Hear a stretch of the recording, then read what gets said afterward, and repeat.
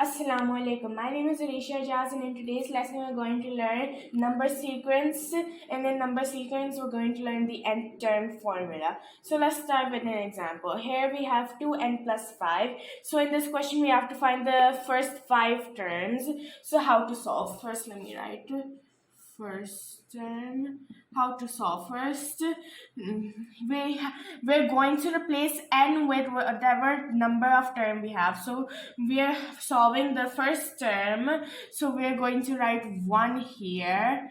Going to write 1 in the brackets and then plus 5. So 2 multiplied by 1 is 2 plus 5, and we have our answer as 7. So let's start the second one. So here we also have to replace n with 2 and then write plus 5, and then 2 multiplied by 2 is 4 plus 5, and now we have our answer as 9.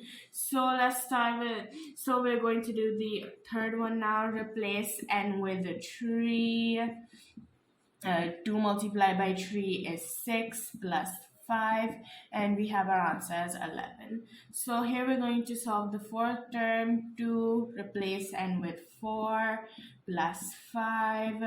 Then we have 2 multiplied by 4 is 8 plus 5 equals 213. So let's start with our last one, the fifth term. So here we're going to replace n with 5 again, and then 2 multiplied by 5 is 10 plus 5, and here we have our answer as 15. So here the first term is 7, the second term is 9, the third term is 11, the fourth term is 13, and the fifth term is 15. So we can also write this as a sequence. It's very easy. Going to take the answers we have here. So we're going to do the first term, which 7 is going to be our beginning, 9 is going to be the second term, 11 is going to be the third, 13 is going to be our fourth, and 15 is going to be our last, and then we can solve them.